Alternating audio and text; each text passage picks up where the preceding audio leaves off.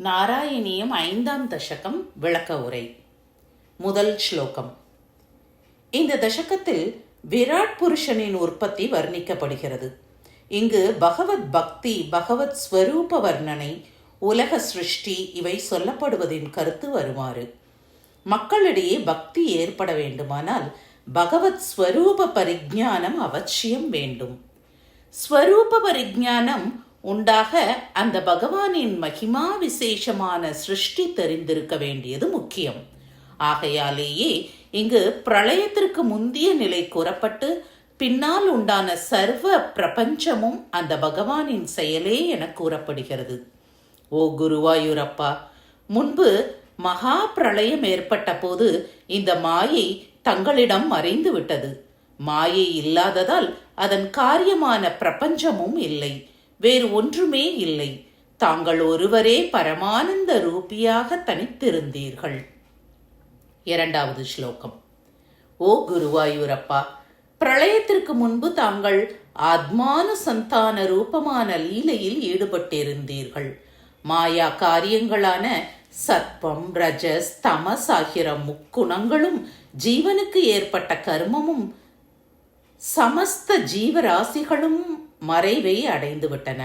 ஹே பிரபு, காரண ரூபமாக விளங்கக்கூடிய அவைகளை வேதங்கள் முன் இல்லை என்று சொல்லவில்லை.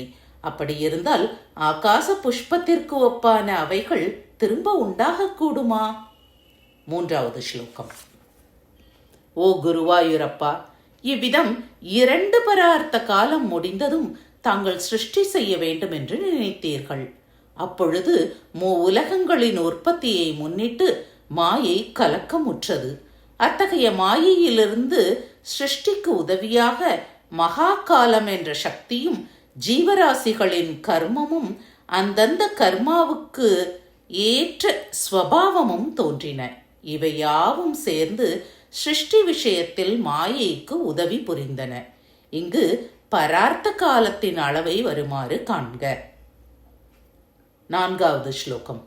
ஓ குருவாயூரப்பா, தங்கள் மாயா சம்பந்தம் இல்லாமலே மாயையின் அருகில் இருந்து வரும் சாட்சி என்று வேதாந்திகளால் சொல்லப்படுகின்றீர்.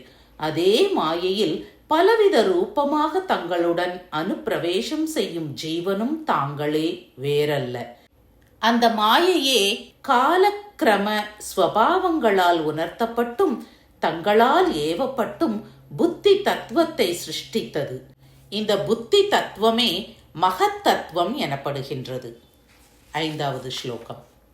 ஓ குருவாயூரப்பா, இந்த மகத் தத்துவமானது சத்வம், ரஜஸ், தமஸ் என்ற முக்குண ரூபமாக இருந்தாலும் சத்வகுண பிரதானமாக இருந்து கொண்டு ஜீவனிடத்தில் மனுஷ்யத்வாதி பேதமற்ற நான் என்ற ஞானத்தை உண்டு பண்ணுகின்றது. இதே மகத் தத்துவம் திரிகுணாத்மகமாய் இருந்த போதிலும் தமோ குணம் மேலிட்டதாய் ஜீவனிடத்தில் நான் மனுஷ்யன் என்ற பேத ஞான ஜனகமான அகங்காரத்தை உண்டு பண்ணுகிறது. 6வது ஸ்லோகம். ஓ குருவாயூரப்பா, கீழ் சொன்ன அகங்காரம் தான் உண்டான உடனே வரிசைப்படி சாத்விக அகங்காரம், ராஜச அகங்காரம் அல்லது வைகாரிகம், ராஜசம், தாமசம் என்ற 3 தன்மையை அடைகிறது. அவற்றுள் முதலாவதான வைகாரிக அகங்காரமானது இந்திரியாபிமானி தேவதைகளான திக்குகள், வாயு, சூரியன், வருணன், அஸ்வினி தேவர், அக்னி, இந்திரன், மித்ரன், பிரஜாபதி, சந்திரன், பிரம்மா, ஸ்ரீ ருத்ரன், க்ஷேத்ரஜன் முதலியோர்களை சிருஷ்டி செய்தது. 7வது ஸ்லோகம். எங்கும் நிறைந்த ஓ குருவாயூரப்பா, தங்களுடைய பிரேரணையினால் சத்வகுண பிரதானமான அகங்காரம் மனோபுத்தி அகங்காரங்களுடன் கூடின சித்தம் என்ற விருத்தியோடு கூடிய சாத்விக அகங்காரத்தை தோற்றுவித்தது. அதுபோல தைஜசா அகங்காரம் 10 இந்திரியங்களை தோற்றுவித்தது.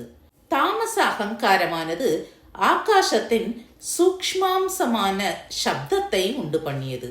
ஓ குருவாயூரப்பா, இவையாவும் தங்கள் பிரேரணையினாலேயே ஆகும். 8வது ஸ்லோகம். ஓ குருவாயூரப்பா, தாங்கள் தாமசாஹங்காரத்தின் அம்சத்தால் சப்தத்திலிருந்து ஆகாசத்தையும், ஆகாசத்திலிருந்து ஸ்பர்ஷத்தையும், ஸ்பர்ஷத்திலிருந்து வாயுவையும், வாயுவிலிருந்து ரூபத்தையும், ரூபத்திலிருந்து தேஜஸையும், தேஜஸிலிருந்து ரசத்தையும், ரசத்திலிருந்து ஜலத்தையும், ஜலத்திலிருந்து கந்தத்தையும், கந்தத்திலிருந்து பூமியையும் சிருஷ்டித்தீர்கள். ஹே பிரபு, கிரமமாக முன்னம் முன்னம் உண்டானவைகளின் தர்மங்களுடன் கூடின பஞ்ச பூதங்களின் கூட்டத்தையும் தாங்களே சிருஷ்டித்தீர்கள் அன்றோ? 9வது ஸ்லோகம். ஓ குருவாயூரப்பா, இதுவரை தோன்றிய பூத கூட்டங்களும் இந்திரிய கூட்டங்களும் அதனதன் அபிமான தேவதைகளும் தனித்தனிதே இருந்தமையால் அவை பிரம்மாண்டத்தை சிருஷ்டிக்க சக்தி பெற்றிருக்கவில்லை. அப்பொழுது தேவர்கள் தங்களை துதிக்கலானார்கள். உடன் தாங்கள் மகதாதி தத்துவங்களில் பிரவேசித்தீர்கள். அவற்றிற்கு கிரியாசக்தியையும் கொடுத்து ஒன்று சேர்த்தீர்கள். பிறகு ஸ்வர்ணமயமான பிரம்மாண்டத்தை சிருஷ்டித்தீர்கள். 10வது ஸ்லோகம். ஓ குருவாயூரப்பா, தாங்கள் முதலில் ஜலத்தை சிருஷ்டித்தீர்கள். பிரம்மாண்டமானது அதில் 1000 வருஷங்கள் இருந்தது. அதை பிளந்து கொண்டு 14 லோக்க ரூபமான விராட் ரூபத்தை தரித்தீர்கள். ஆயிரக்கணக்கான கை, கால், தலைகளுடன் சகல ஜீவராசிகளின் ரூபமாக தோன்றினீர்கள். அப்படிப்பட்ட தாங்கள் என்னை சகல விதமான ரோகங்களிலிருந்தும் காக்க வேண்டும் என ஸ்ரீ நம்பூதிரி பகவானிடம் வேண்ட ஸ்ரீ பகவானும் தலையை அசைத்து அப்படியே ஆகட்டும் என்று அங்கீகரித்தார். ஸ்ரீ ஹரயே நமக. சர்வத்திர கோவிந்த நாம சங்கீர்த்தனம். கோவிந்த கோவிந்தா.